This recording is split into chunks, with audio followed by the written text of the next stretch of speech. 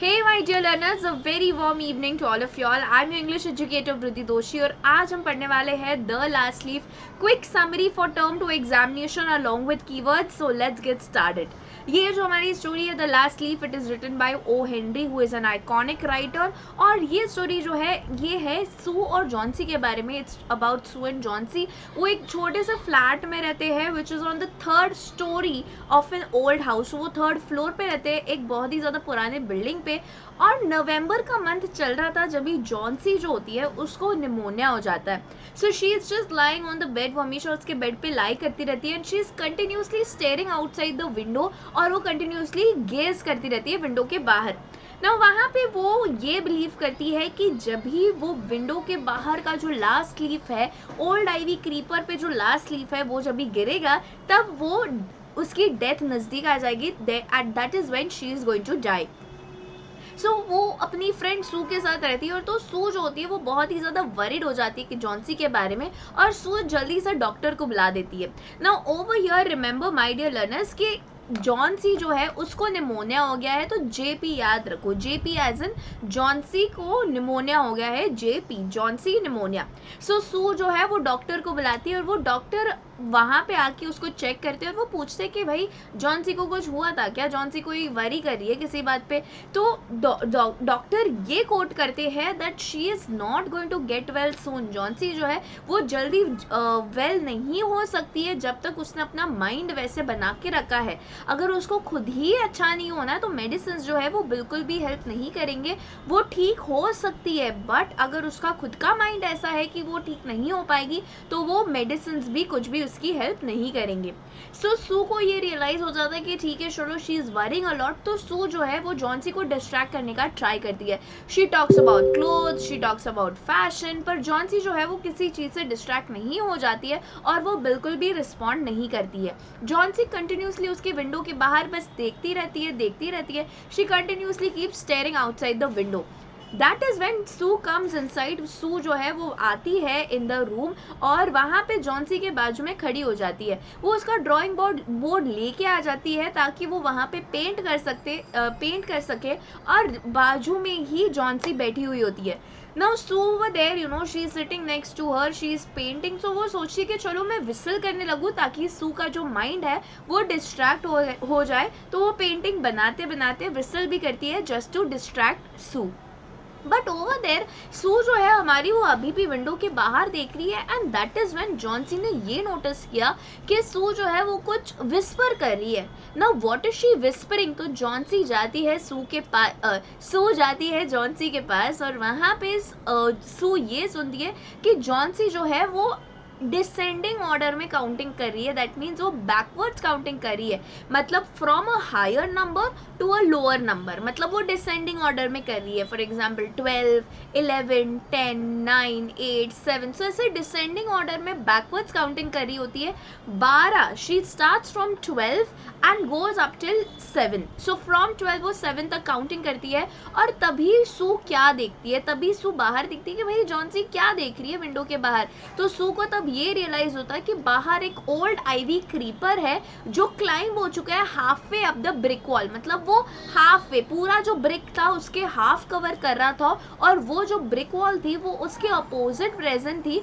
और वहां पे वो जो क्रीपर था जो हाफ कवर कर रहा था वॉल को, वो शेड कर रहा था उनके लीव्स को. It was shedding its leave. मतलब कि उसके जो लीव्स थे वो नीचे गिर रहे थे. दे वर डिसीजिंग, वो नीचे गिर रहे थे.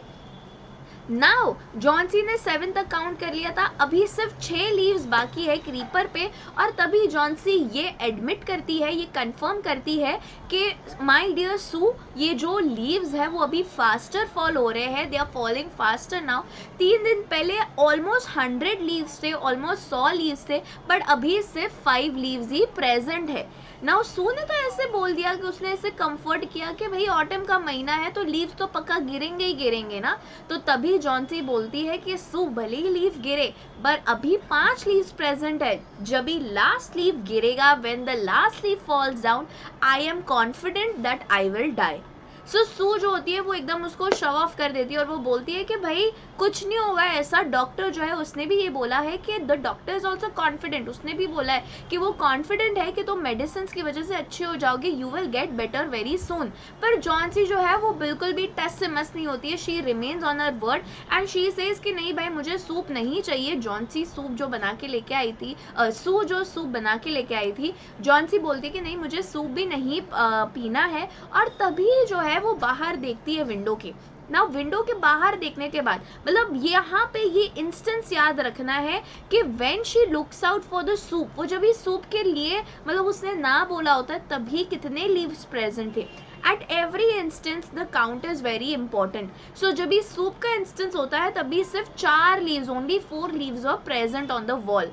एंड वो नाइट पे जॉन्सी जो है वो बहुत ही ज़्यादा एडमिटेड थी, वो बहुत ही ज़्यादा श्योर थी कि आज तो पक्का ये जो लीव्स है वो पक्का गिरने ही वाले हैं। And when the last leave falls, चारों लीव्स जब भी गिर जाएंगे तभी जो है तभी मेरी I will also sleep for ever, तभी मेरी भी स्लीप फॉर एवर का मतलब यहाँ पे एक मेटाफॉर है, that means I will also die, I will sleep for ever मतलब I am going to die. तो सू बोलती है कि जॉन्सी ऐसा कुछ भी नहीं है, you are not going to die. And ऐसे ही वो अपनी जो कर्टन्स है उसको बंद कर देती है because she wants to close the she wants to draw the curtain, but वो कर्टन नहीं क्लोज करती है। She does not, she would close the curtains, मतलब अगर उसके हाथ में होता तो वो क्लोज कर देती, बट वो नहीं करती है क्योंकि उसको एक पेंटिंग बनानी है जिसके उसको लाइट चाहिए, और वो जो पेंटिंग है वो ही पेंटिंग से वो मनी अर्न करती है that will sustain both of them. So that is why she does not close the window. But at that time Johnsy जो है वो प्रॉमिस करती है सू को, सू बोलती है कि you have to promise me. तो जॉन्सी प्रॉमिस कर देती है सू को कि ठीक है तुम अपनी पेंटिंग बनाओ, मैं बाहर नहीं देखूंगी, I will not look outside the window. और वो वहां पे ही सो जाती है। नाउ ओवर देयर सू जो है उसकी पेंटिंग बनाने के बाद ग्राउंड फ्लोर पे जाती है जहाँ पे मिस्टर बर्मन प्रेजेंट होते हैं। मिस्टर बर्मन जो है, Sue was the one who was going to be, Sue was the one who was going to ask Behrman to be a model for a painting. Sue जो है वो पूछने वाली है बर्मन को कि बर्मन आप मेरे लिए एक ओल्ड माइनर का एक मॉडलिंग करोगे क्योंकि मुझे आपको पेंट करना है। सो हमारे मिस्टर ओल्ड बर्मन कौन थे? पहली बात तो mister old Berman ground floor पे रहते थे। He was a 60-year-old painter, 60 साल के थे, वो बहुत ही ज़्यादा ओल्ड थे और उनका वो फॉरएवर ड्रीम था कि उनको एक मास्टरपीस बनाना है। He wanted to paint a masterpiece. Although उनका ये जो लाइफ लॉन्ग ड्रीम था वो पूरा नहीं हो पाया क्योंकि उन्होंने अभी तक एक मास्टरपीस नहीं बनाया है, therefore the dream remained a dream only. So Behrman को जब भी सू ने बताया कि जॉन्सी को ये सब करना है, जॉन्सी ऐसा बोल रही है कि जब भी लास्ट लीफ गिरेगा तभी she is going to die, तो मिस्टर बर्मन बोलते कि she is so stupid, she is so foolish. So what are the adjectives used by mister Behrman to describe Johnsy? He says that she is stupid and she is foolish. And that is when they tiptoe मतलब एकदम धीरे धीरे से जाना, एकदम शांति से जाना। Room में वो लोग जाते हैं शांति से और तभी जॉन्सी को ये देखते हैं कि जॉन्सी जो है वो सो रही होती है। सू ध्यान से चुपके से साइलेंटली जाती है और वो कर्टन्स जो है वो ड्रॉ कर देती है, दैट मीन्स वो क्लोज कर देती है। और फिर क्लोज करने के पहले ही वो बस ऐसे देखती है कि बाहर जो लीव्स पड़े हैं वो कितने लीव्स पड़े, तो ऐसे ध्यान से छोटे से ऐसे करके देखती है और वहाँ पे वो ये नोटिस करती है कि सिर्फ एक ही लीफ प्रेजेंट था on the creeper. There was only one leaf which was present on the old creeper. वो दिन बहुत ही ज़्यादा बारिश हो रही थी, बहुत ही ज़्यादा आइसी कोल्ड विंड, मतलब ठंडा सा विंड एकदम बहुत ही ज़्यादा ब्लो हो रहा था, बहुत ही ज़्यादा स्पीड से ब्लो हो रहा था। तो ऐसा लग रहा था कि भाई ये जो विंड है वो कोई भी मिनट पे गिर जाएगा, it can fall at any moment. So Sue जो थी वो बहुत ही ज़्यादा शी वॉज वेरी वरिड और मिस्टर बर्मन जो थे वो भी थोड़े वरिड थे, पर उन्होंने कुछ बोला नहीं, चुपचाप बस वहाँ से निकल गए और अपने रूम में चले गए। नाउ नेक्स्ट मॉर्निंग की बात है, जब भी सू ने वो विंडो अपना कर्टन खोला तो उसने क्या देखा? उसने ये देखा कि वहाँ पे डिस्पाइट द फियर्स विंड, इतना ज़्यादा विंड ब्लो हो रहा था, उसके बावजूद वो जो लास्ट लीफ था वो वहाँ पे ही ऐसा पड़ा हुआ था, वो वहाँ पे ही स्टिक हुआ था एंड उसने बिल्कुल भी वो मूव नहीं हुआ था। दैट इज व्हेन जॉनसी ने ये सोचा कि भाई अगर विंड इतना स्ट्रांगली ब्लो हो रहा है, लास्ट लीफ जो है वो वहां पे अभी भी पड़ा है, पर आई एम श्योर कि ये कोई रीजन होगा। अब कल रात को अगर नहीं गिरा है तो आज तो पक्का गिर जाएगा, आज रात तक तो पक्का गिर जाएगा। और फिर ऐसे वो सो जाती है। बट देन सोने के बाद वो हर एक एक घंटे में चेक किया करती थी कि वो लीफ गिरा कि नहीं, वो लास्ट लीफ गिरा कि नहीं। एंड देन जब भी दिन खत्म हो जाता है तभी उसको ये रियलाइज होता है कि ये जो लीफ है ये अभी भी वॉल पे पड़ा हुआ है, ये अभी भी वॉल पे स्टक है, बिल्कुल टच से मस नहीं हो रहा है, बिल्कुल भी मूव नहीं हो रहा है। इसका मतलब ये है कि वो लीफ भी ऐसा चाहता है कि वो भी ना मरे, वो भी डेड ना हो, शी शुड स्टिल लिव। और तभी जॉनसी ये रियलाइज करती है वो कितनी ज़्यादा बैड गर्ल, उसने कितना बिहेव बैडली किया था, और वो ये चीज़ सू को एडमिट करती है that Sue I have been a bad girl, और मैं तुम्हें बहुत ही ज़्यादा सॉरी बोलती हूँ कि मुझे ऐसे बिहेव नहीं करना चाहिए था। You were nothing but very loving, तुमने मुझे इतना प्यार किया, you were so loving to me, पर मैंने तुम्हारे साथ बिल्कुल भी कोऑपरेट नहीं किया। मैं एकदम डिप्रेस होती थी, एकदम ग्लूमी, एकदम सैड होती थी, और मैं ऐसे ही बोलती रहती थी कि मुझे बस मरना है, मुझे बस मरना है। But I have realize this thing that it is an evil, it is such a sin that I wanted to die. So ऐसी जो चीज़ होती है it is a sin. So that is when Sue hugs Johnsy, and Johnsy जो है वो soup जो है वो पी लेती है। नाउ नेक्स्ट डे की बात है, आफ्टरनून के टाइम पे डॉक्टर आते हैं, सू को चेक करते हैं, जॉनसी को चेक करते हैं कि इज जॉनसी नाइस और नो, और फिर वो ये कंफर्म करते हैं कि जॉनसी जो है वो बेटर हो रही है। But at that point of time doctor बोलते हैं कि नो, कि शी इज गेटिंग बेटर, तो उनको ये मेडिसिन जो है वो कंटिन्यू कराओ। But he had to rush downstairs to see mister Berman. उन्होंने चेक किया और उन्होंने बोला कि अभी मुझे जाना पड़ेगा जल्दी में, क्योंकि मुझे मिस्टर बर्मन को देखना है, वो भी निमोनिया से सफर कर रहे हैं। But the only downfall is कि जॉनसी के पास होप था लिव करने का, but mister Berman did not have a hope of surviving.